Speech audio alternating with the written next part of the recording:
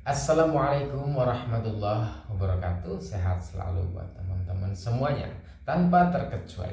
Baik, hari ini ada kabar yang sangat luar biasa, gencar sekali di TV-TV nasional, bahwa kabar ini adalah penggeledahan terbaru rumahnya Bapak Hasto, ya, Sekjen PDI Perjuangan. Nah, ini luar biasa. Kalau akhir-akhir kemarin kita telah mendengarkan bahwa ada panggilan KPK memang terhadap Bapak Hasto tersebut, tetapi ternyata panggilan tersebut akhirnya tidak dikabulkanlah ya oleh Bapak Hasto tersebut, atau tidak memenuhi panggilan daripada KPK.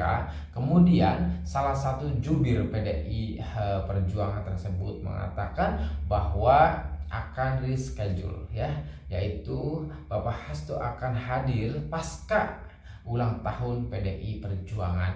Yang dalam hal ini panggilan KPK justru malah memilih kesibukan-kesibukan yang lain. Bukankah upaya hukum ini adalah mustinya dihadapi dengan baik, dihadapi dengan saksama dan legowo, tetapi akhirnya kok memilih atau mereschedulekan panggilan tersebut pasca daripada ulang tahun? Ini yang menjadi pertanyaan oleh sebagian kawan-kawan, bahwa kok lebih mementingkan itu ya katanya. Nah, selanjutnya teman-teman, pertanyaan yang mengena sekali daripada netizen, apa nih, ya kan, tujuan KPK menggeledah daripada rumah Bapak Hasto Kristianto itu?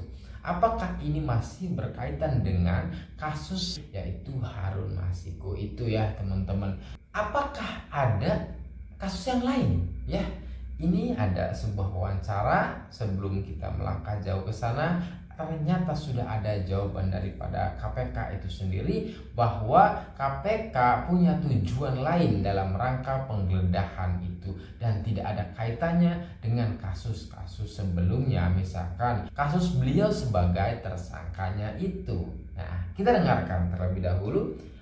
Baik, sebelum kita dengarkan, mesti digarisbawahi ya teman-teman, bahwa kalau kita berbicara politik, kalau kita berbicara demokrasi ini, barangkali persepsi kita itu beraneka ragam. Teman-teman boleh beranggapan bahwa si A ini adalah benar, kemudian sebagian menganggap bahwa si A ini adalah salah.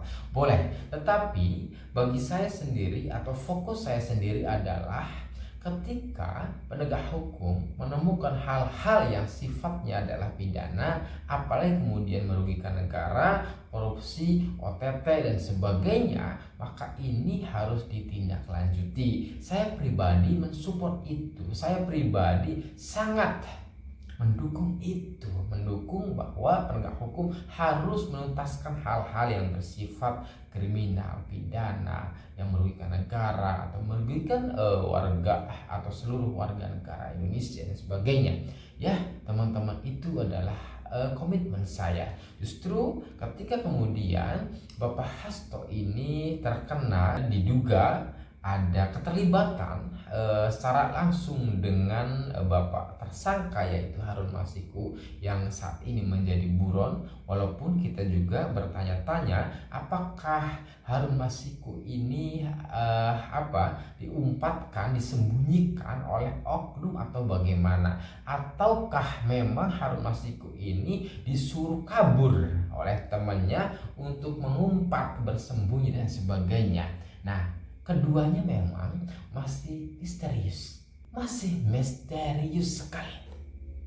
Selanjutnya kita dengarkan ya teman-teman.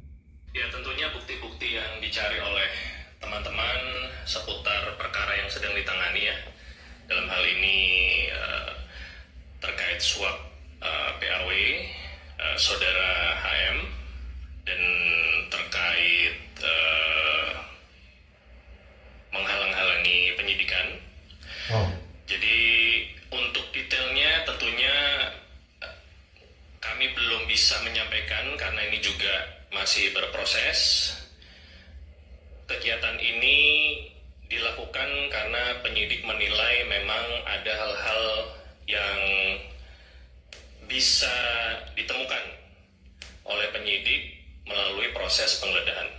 Wow, yang pertama dijelaskan oleh jubir KPK tersebut, pertama terkait PAW ya, bahwa kemudian diduga Harun Masiku menjadi tersangka itu ada OOT dan sebagainya, ada dana uang suap, sogok menyogok ya teman-teman, senilai ratusan juta, luar biasa ya teman-teman.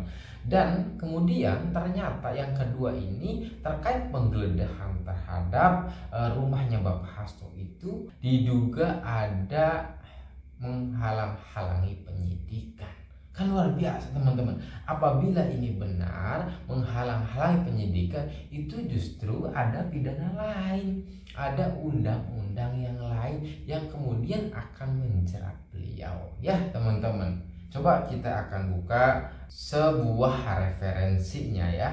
Pasal 221 ayat 1 KUHP mengatur tentang tindak pidana menghalang-halangi penyidikan dan penuntutan. Ternyata ada pasalnya, ada pidananya. Ketika kemudian tadi jubir KPK mengatakan terkait tujuannya itu diduga menghalang-halangi penyidikan. Apakah ini juga berkaitan dari pertanyaan teman-teman bahwa apakah HM Harun Masiku itu disembunyikan? Ketika ada yang menyembunyikan, maka justru ini menghalang-halangi penyidikan. Ketika Harun Masiku ini sengaja suruh kabur, maka ini adalah menghalangi penyidikan. Ini teman-teman. Lah, bagaimana spesifikasi daripada pasal tersebut? Yang pertama adalah menyembunyikan pelaku kejahatan.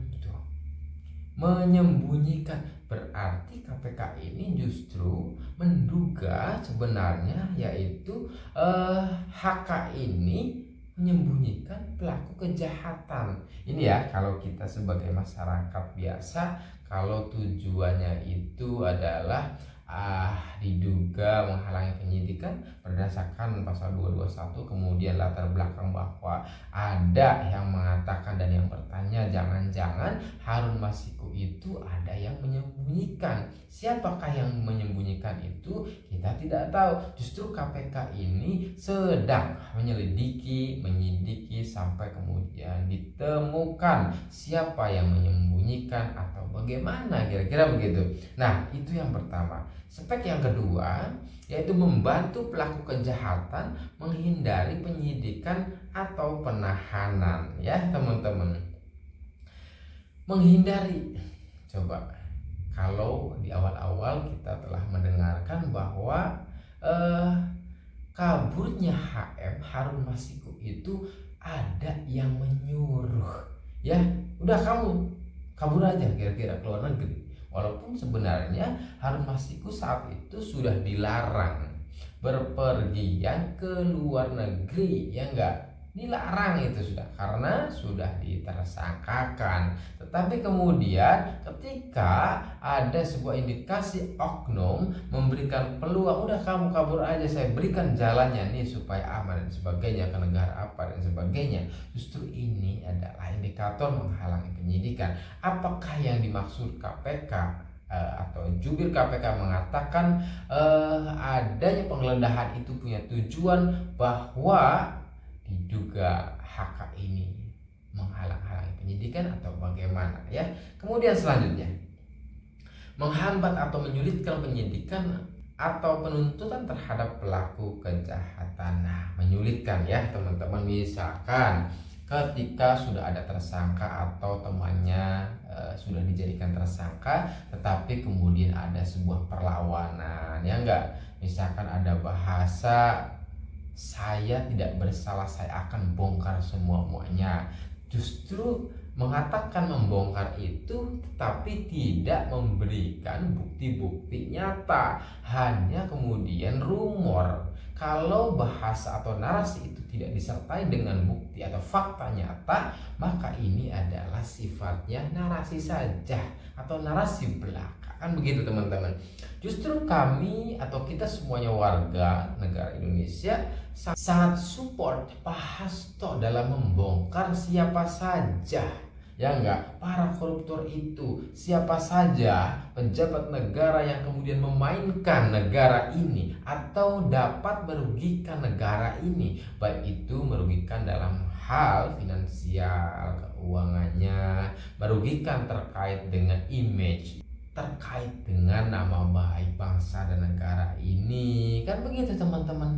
Kita semua, saya yakin seluruh warga Indonesia ini sangat support Pak Hasto ketika narasi itu disertai dengan bukti-bukti nyata. Misalkan Pak Mulyono itu korupsi atau keluarga Pak Mulyono itu korupsi, justru silahkan itu dibongkar, sangat baik. Tapi sampai akhir ini kita belum pernah mendengarkan fakta yang nyata atau fakta hukum terkait apa yang dituduhkannya, ya teman-teman.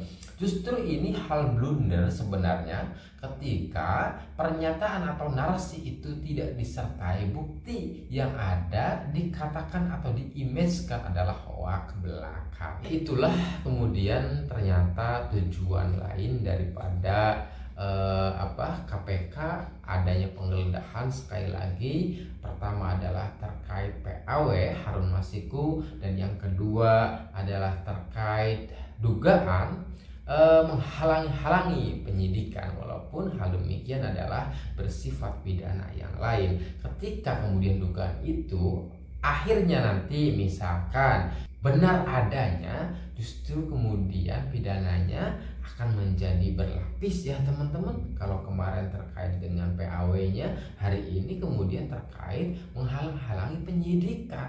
Wah, dua pasal berlapis ini berbahaya. Mari kita selalu support penegak hukum untuk menuntaskan para koruptor, ya.